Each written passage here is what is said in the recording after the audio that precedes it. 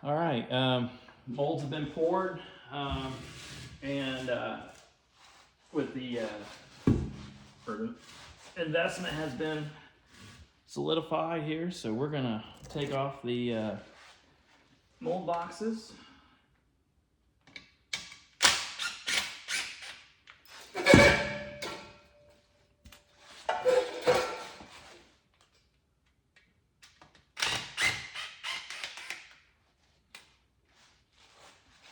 I'm just going to take off the bottoms of each box first.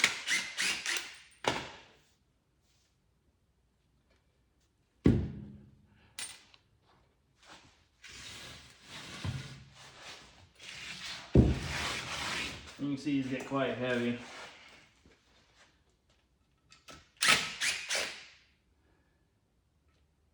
Once that investment has been added, it's dense.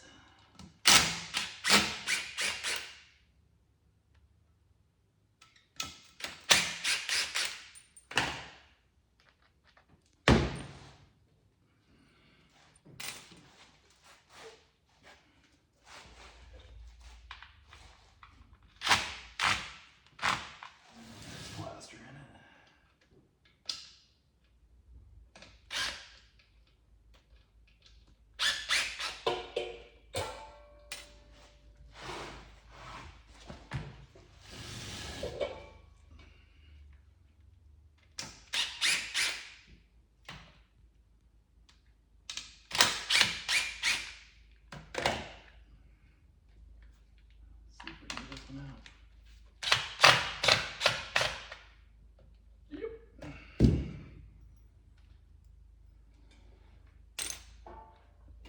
I'm just going to take it.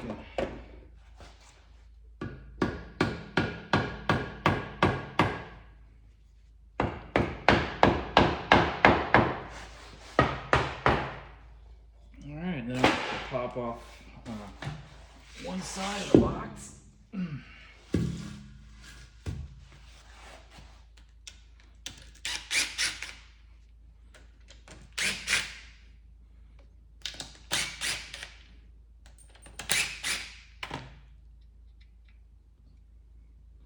And since I'm going to reuse these boxes on the next, the last two teapots, I'm just going to leave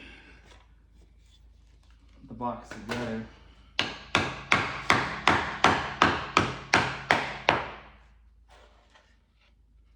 we go, just pop that off. And then I should be able to just tap the bottom, break it off.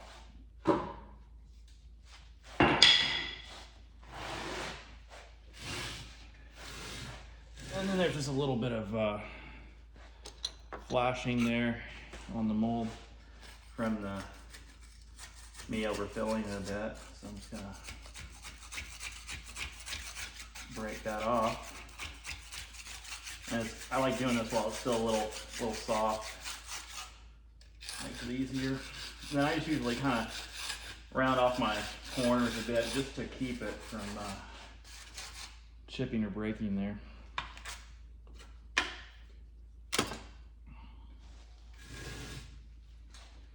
And then you can see, just clear that away. You can see what that looks like. There's where our foam cup, these are our vents that will become gates. All right, and then let's just take and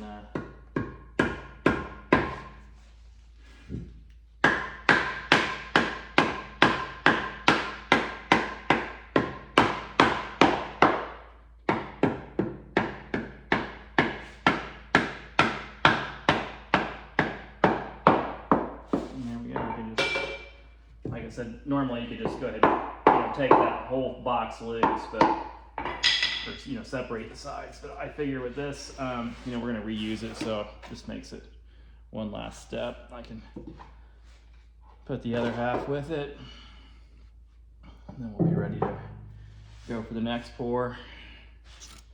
You see my flashing already knocked off on that side.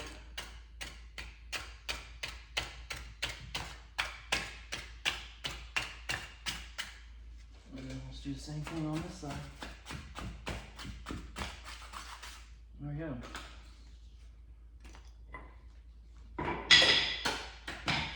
And there's a completed mold. I'll have to trim that just a bit. There's some wire sticking out, but that's all right. And then I'll just set this off to the side to dry a little further.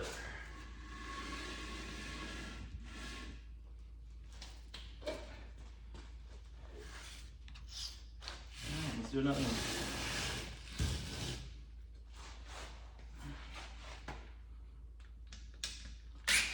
I like getting those sides off of there so that the plaster can dry, especially here up in the mountains where the humidity is really quite high, and it takes a lot for things to dry. It takes a long time. So I always like to get these busted open.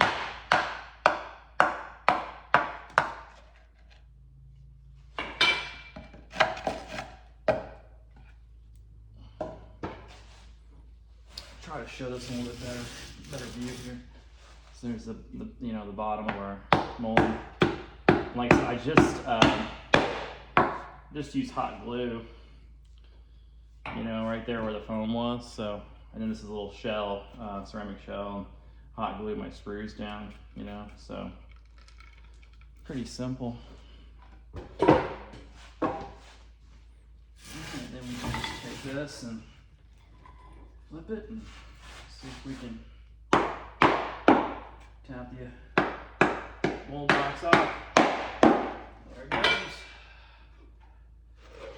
You could resist, you know, with a little Vaseline or use oil soap if you wanted to on that box on the inside. I don't bother doing it. You know, there's enough residue and stuff from me reusing them over and over that I don't know that it's a big deal. Yeah, you can see there's a big void in this one. This is that one that that kicked too quickly. So there's like this nasty void there, but I think we'll be okay. You know, since I have a ceramic shell in there, I think we'll be fine. I might just kind of round that off so there's not a spot where that could break further or fracture.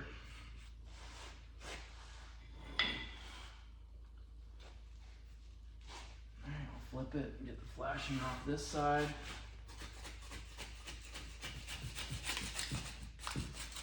Another wire there we just need to trim. It's kind of protruding out.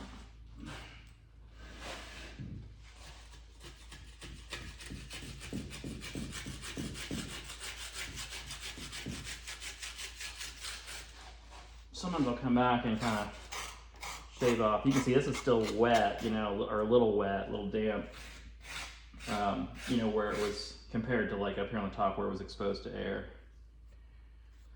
So yeah, looks pretty good.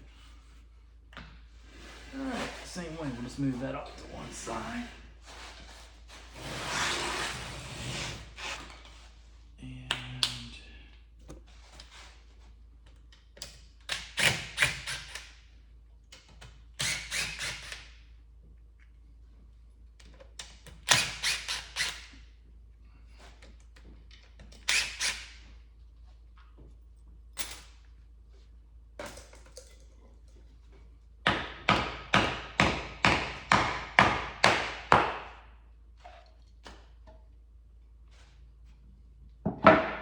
And the boards are a little warm because that reaction creates heat, you know, in the plaster. So, all right.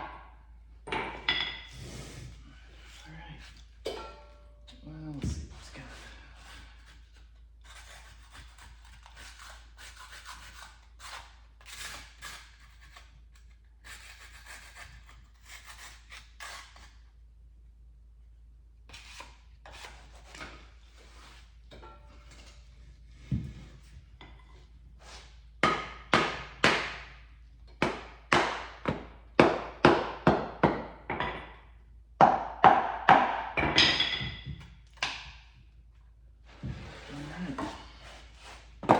last mold box. Looks like we got quite a bit of chipping on this one. I topped off this mold at the very end, and it didn't really need that much, but it's enough that that's a thin layer of plaster. So.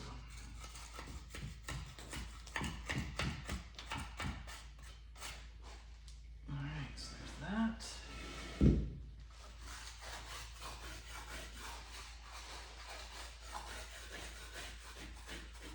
Now the next phase will be just to let these dry a bit more, get some of the moisture out, and then I'll stick them in the kiln, and we will slowly bring them up to temp so that there's opportunity for that plaster to dry more, and then we'll take it to the point that the PLA, that's the type of plastic we have in here, we'll take it to the temperature that the PLA starts to melt, and then we'll take it on up and further until it vaporizes. So we just kind of gradually increase the temperature over the course of about 3 days, and we'll take it up to a little over 1,000, 1,100 degrees, something like that. We don't want to go too high as a plaster will start to break down. But we also want to go far enough that we burn the carbon that's left from the wax and print out of the shell. So if we were just doing just shell, we could take these up much higher temperature, but we're gonna keep it low. It seemed to work fine last time. And then I usually, before I pour, I'll blow out the mold with compressed air just to get any ash that might be left over from the PLA. So, all right, that's a wrap for this one, and we'll just wait for these to dry.